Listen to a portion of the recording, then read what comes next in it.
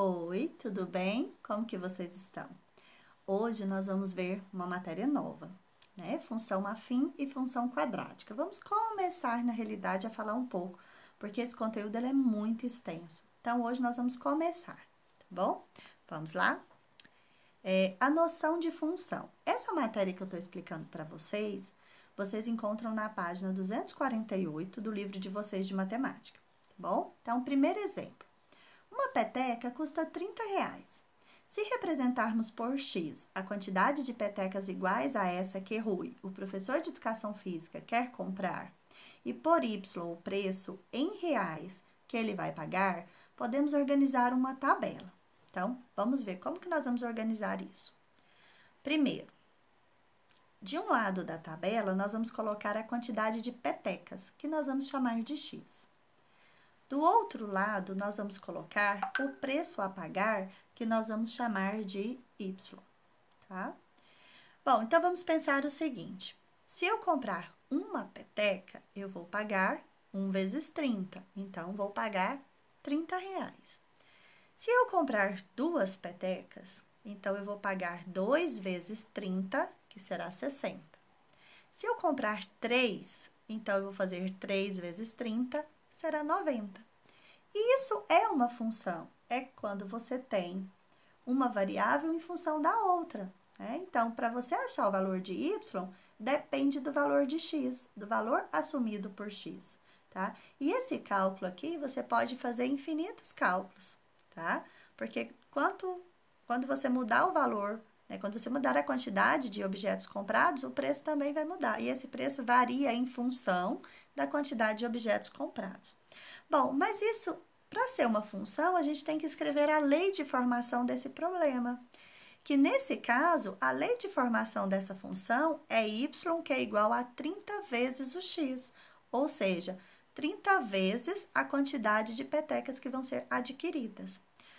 Tendo entendido esse raciocínio, a gente consegue calcular, por exemplo, questões como essas aqui. Quanto o professor vai pagar por 50 petecas iguais a essa? E se ele tiver R$ 780, quantas dessas petecas poderão ser compradas? Vamos resolver então? Vamos fazer a letra A. A fórmula é y que é igual a 30x. Se são 50, eu vou fazer 30 vezes 50. Quer dizer que ele vai pagar R$ 1.500 se ele comprar 50 petecas. Na letra B, a letra B é um pouquinho diferente, porque agora eu sei o valor que ele quer pagar. Ele só pode pagar R$ 780. Então, a minha lei de formação, que é y igual a 30x, esse 780 é o valor de y, porque é o valor que ele pode pagar. Então, ele pode pagar 780. Como que eu vou fazer para descobrir quantas petecas ele pode comprar? E aí? É só dividir. Então, eu vou dividir 780 por 30. Quer dizer que ele pode comprar com esse valor 26 produtos, ok? Vamos para o próximo. Vamos ver o próximo exemplo, então. Há algum tempo, quando o Márcia ligava seu computador, a rede internacional de computadores, né, no caso a internet, ela pagava uma mensalidade fixa, que era de R$ 30, mais 15 centavos de real por minuto de uso. Então, um tempo atrás, a internet era paga desta forma. O valor a ser pago por Márcia ao final do mês dependia, então, do tempo que ela gastava acessando a internet, tá? Algumas pessoas que ainda têm planos ainda desse modo, que é o pagamento, mas às vezes não com esse valor, né? Um pouco mais alto. Mas, enfim, esse problema eu retirei da página 249 do livro de vocês, se vocês depois quiserem estar consultando, tá bom? Vamos inicialmente, então, meninos, vamos montar a nossa tabela. De um lado, nós vamos colocar o tempo de acesso em minutos, que nós vamos chamar de T. Do outro lado, o valor a ser pago em reais, que vamos chamar de V. Bom, vamos pensar então. Se eu acesso 1 minuto, quer dizer que eu vou pagar R$ 30, que é a parte fixa, mais 1 vezes 15 centavos. Então, eu vou pagar 30 mais 15 centavos, eu vou pagar R$ 30,15. Se eu acessar essa internet por 2 minutos, eu vou pagar R$ 30 mais 2 vezes 15 centavos, porque foram 2 minutos. Então, vai ser R$ 30 mais 30 centavos. Portanto, eu vou pagar R$ 30,30. Se eu acessar essa internet por 3 minutos, então eu vou pagar R$ 30 mais 3 vezes 15 centavos. Portanto, eu vou pagar R$ 30,45. E esse cálculo, ele é infinito. Se você quiser saber 10 minutos, 50 minutos, 2 horas, é só você fazer o cálculo. Então, essa conta, ela é infinita. E aí, nós temos a lei de formação. Como que nós podemos escrever essa lei de formação? Vamos pensar. Nós temos uma parte fixa, que é R$ 30, que não muda. E temos uma parte que ela depende de quantos minutos é acessada, que é o 15 centavos. Então, nós vamos montar a lei de formação dessa função da seguinte forma. O V, que é o valor a ser pago, é igual a 30 mais 0,15t. No caso, o nosso t é o tempo que nós vamos estar acessando a internet. E aí, a gente consegue responder essa pergunta, ó. Quantas horas ela poderá utilizar a internet se quisesse gastar no máximo R$ 90 no mês? Vamos calcular, então? Nós vamos usar a lei de formação, que é V igual a 30 mais 0,15t. No lugar do valor, nós vamos colocar o R$ 90, que é o valor que a Márcia pode pagar nesse mês pela internet. Bom, nós vamos trocar agora, vamos trazer a variável, que é a letra T, para o primeiro membro, e o 90 é positivo, ele vai passar a ser negativo. Então, olha só, 0,15t passou para o primeiro membro, ficou negativo. O 90 passou para o segundo membro, ele era positivo, passou a ser negativo. Vou subtrair 30 menos 90, vai resultar em menos 60. Vou fazer o jogo de sinal, porque esse 0,15 vai passar dividindo, então menos vezes menos vai ficar mais. 60 dividido por 0,15 é 400. Então, quer dizer que ela pode usar 400 minutos. Mas 400 minutos, isso seriam quantas horas? Quer dizer que ela pode usar a internet pagando R$ 90, ela pode usar a internet por 6 horas e 40 minutos, ok? Bom, vamos ver então uma definição de função, né? E também falar do conjunto domínio, da imagem. Então, vamos lá. O conjunto de valores que a variável x pode assumir chama-se domínio da função e é indicado por D. Então, os resultados, os valores, quando vocês escolheram lá 1 minuto, 2 minutos, 3 minutos, 10 minutos, isso é o domínio da função, é o valor do x. O valor da variável y corresponde a um determinado valor de x, é chamado imagem do número x, dado pela função. Ou seja, o conjunto formado por todos os valores de y que corresponde a algum x do domínio é chamado conjunto imagem da função e é indicado por IM.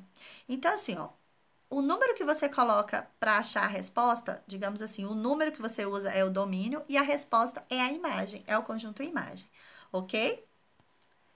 Então, uma função, ela é chamada função afim quando é definida pela sentença matemática y que é igual a x mais b, com a e b reais e a diferente de zero. E só uma coisa, a função do primeiro grau, ela pode ser chamada de função afim ou função do primeiro grau. E ainda, dentro da função do primeiro grau, ela ainda recebe outros nomes, função linear, função constante, função identidade.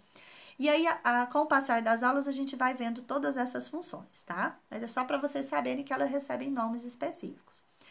A função, ela não pode ter o termo a como zero, porque senão ela não será uma função, tá? Então, o termo a e b são números reais.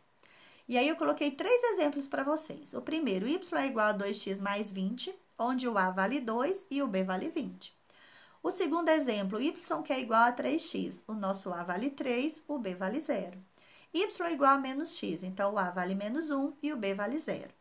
E o gráfico de uma função afim é uma reta, meninos, tá? É uma linha reta. Bom, vamos para os exemplos. Dada a função definida por y que é igual a menos 7x mais 5, vamos determinar a imagem do número real menos 3.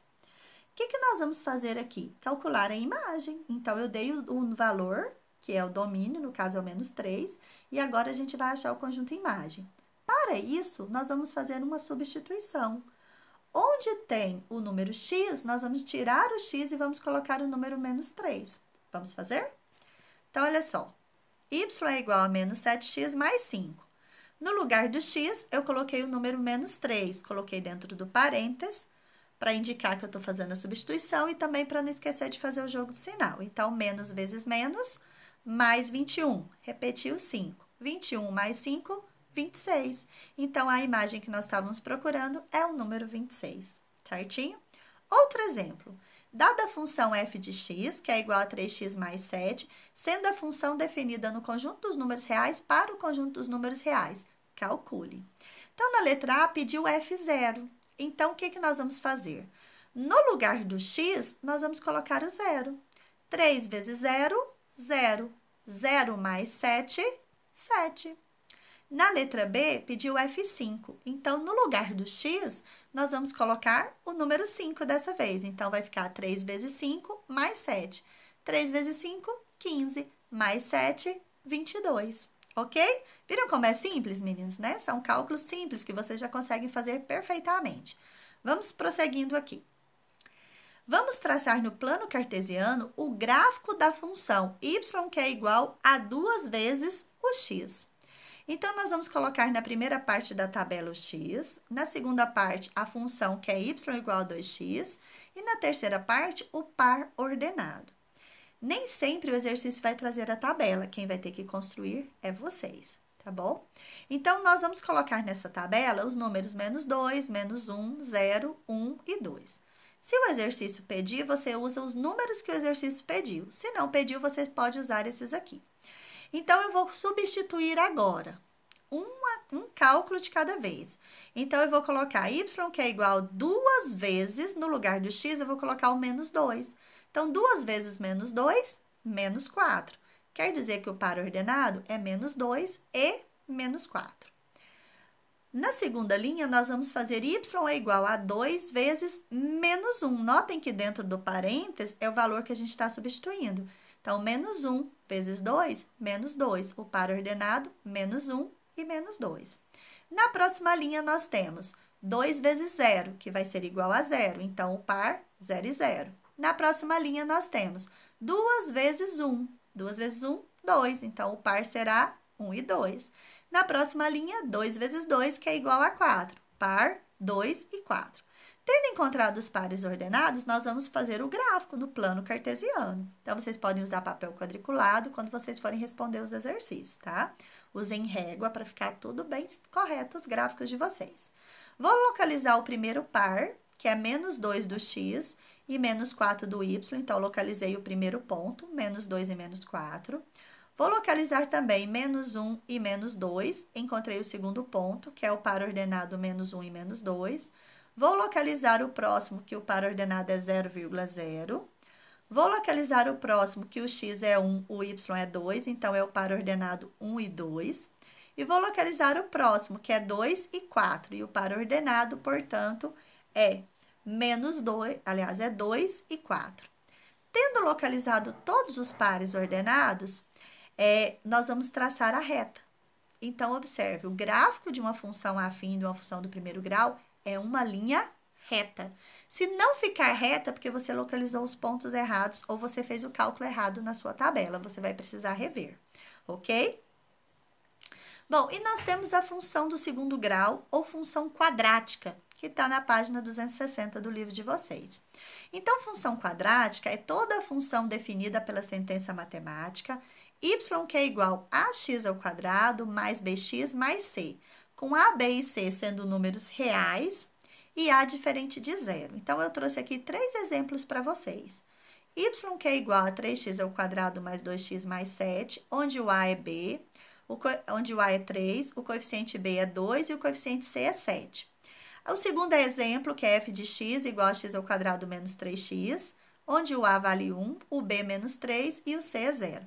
Quero dizer para vocês que pode aparecer y ou f de x para indicar a função, tá? Outro exemplo é y, que é igual a x ao quadrado mais 8, onde o coeficiente a é 1, que acompanha x ao quadrado, O coeficiente B é o zero, porque não teve x. E o coeficiente C é o termo que não tem letra, nesse caso, o número 8. E o gráfico de uma função quadrática é uma parábola, é uma curva, tá? Já já eu mostro como é essa parábola, tá bom? Vamos, então, calcular a imagem de uma função do segundo grau.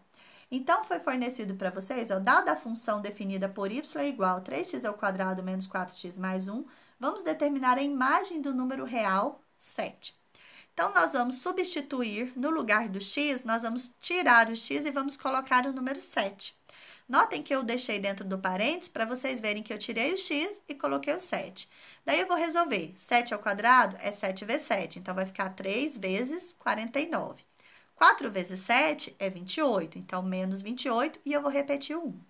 Na próxima linha, eu vou multiplicar 3 vezes 49, 147. Vou repetir o resto.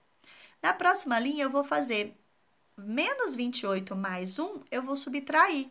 Então, vai ficar 147 menos 27, que vai resultar em 120, ok? Bom, vamos traçar no plano cartesiano o gráfico da função y, que é igual a x² menos 4. Esse gráfico está na página 263 do livro de vocês, tá bom? Então, a gente vai fazer a nossa tabela colocando o x, o y, que é igual a x² menos 4, que é a função, e o par ordenado, que é x e y. Nós vamos usar os valores menos 3, menos 2, 0, 2 e 3. Depois eu vou ensinar para vocês como que descobre quais os valores que usa na função do segundo grau, tá? Por enquanto, nós vamos fazer com estes aí. Então, eu vou substituir.